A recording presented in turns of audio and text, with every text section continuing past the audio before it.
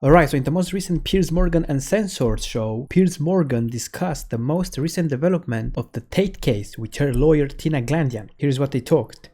Well, he's the most controversial man on the planet, present company accepted. Social media influencer Andrew Tate, the former professional kickboxer, and his brother have been locked up for 3 months in a Romanian jail over allegations of human trafficking and rape. They've not been charged, have now been released on house arrest. They remain under investigation. Arriving home early this month, this is what Andrew Tate had to say. Well, I've been in one room since last year, so it's a little bit emotional. I want to give respect, firstly, to the judges who heard us today, because they were very attentive and they listened to us and they let us free. I truly believe that justice will be served in the end. There is 0% chance of me being found guilty of something I have not done. Well, joining us now is Andrew Tate's lawyer, Tina Glandian. Tina, thank you very much indeed for joining us again on Piers Morgan Uncensored. Where are we with this case? Because it does seem very strange that there is still no sign of any charges or of them being released. Hi, Piers. We're certainly a lot better off today than the last time I was on your show. As you recall, back then, the Tate brothers were still detained in a Romanian jail cell. Now they have been released on house arrest. So relative to that, you know, they're doing much better now, and we've taken a big step in the right direction. However, this month actually marks the 1 year since this investigation first began. And the fact that they're still on house arrest and the fact that their restraint and their liberty is still restrained and they're not free to move about the way anybody else would while this very prolonged investigation continues is obviously substantially troubling and frustrating to them. So even though a few weeks ago we took a big step in the right direction, we're still not all the way there, and we're looking forward to the day that the Romanian authorities decide that they won't be that they conclude the investigation and decide that they won't be seeking an indictment in this case. What are the rules of the house arrest? I only asked because before I came on air, I noticed that Tristan Tate tweeted me several times about tonight's show, actually. Is that him? Are they allowed to tweet personally, the two brothers? They are. The only real restrictions that they have, other than the fact that they're confined to their house, is that they can't communicate with either the two other women who also, like them, are on house arrest, who are being investigated alongside them in this matter, and any other witnesses who have been mentioned in the file. Beyond that, there are no other restrictions as far as communication with friends or family or having visitors, as well as social media activity.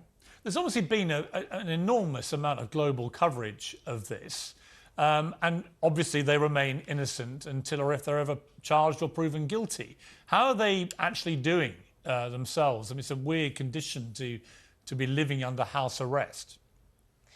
It is. Again, it's relative to where they were a few weeks ago. They are doing much better, of course. However, the 3 months in jail certainly took a toll on them.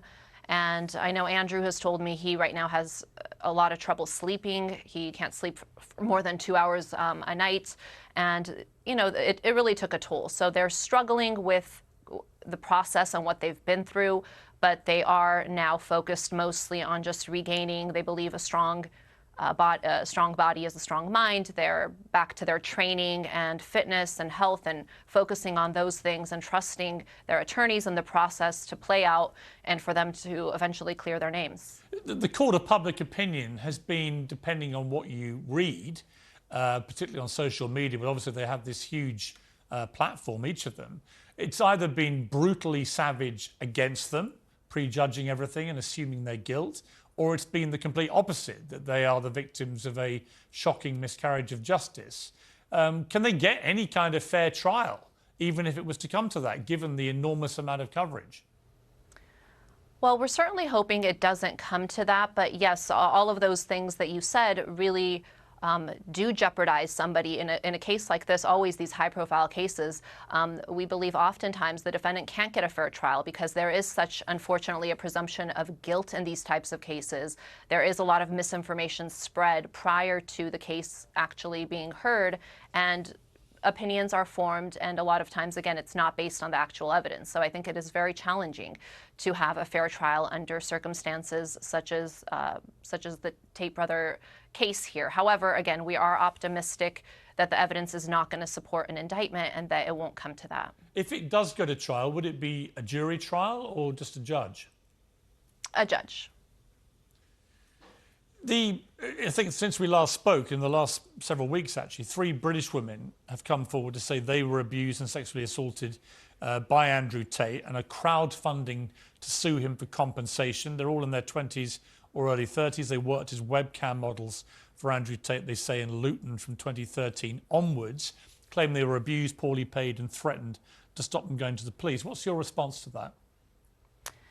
Well, first, to be clear, there's no new lawsuit, and these are not new allegations. These are old allegations from 2014 and 2015 that I would seriously, I think there's questions about the timing and motivation as to why this is now being brought up. I certainly don't think it's a coincidence that, right after they've been released on house arrest, that this has now again come up. But just to be clear, what this case right now is, it's 3 anonymous women who have not come forward with their identities, are seeking crowd funding, and they're seeking, I think, £50,000 to begin with, and I believe they've raised at this point a little bit over £8,000. And this is so that they could sue Andrew Tate for compensation. So they're basically asking the public to fund their efforts to get money from Andrew Tate.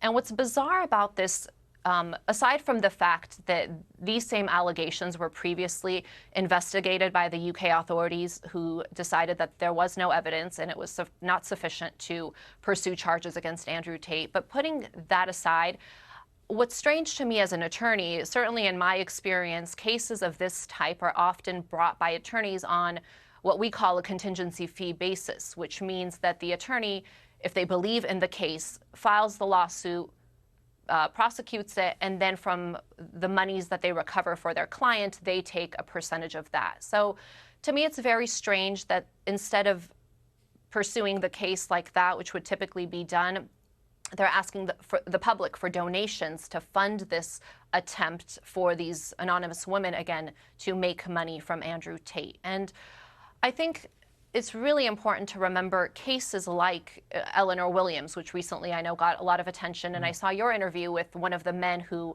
Eleanor had falsely accused. And there are cases where women go to crazy and extreme lengths. I know in that case she had created fake social media profiles. She had sent herself, fake messages that were reported initially to be evidence. She went so far as to purchase a hammer and to self-inflict severe injuries to herself. Look, just to jump into, we're running out of time, that was an outrageous case, and that she was a total fantasist and a very evil one at that. I think, look, to be fair to your clients, they are innocent until proven guilty. They've not been charged. This has been going on for a year. They've been held in prison for month after month after month. They're now effectively under sort of home prison.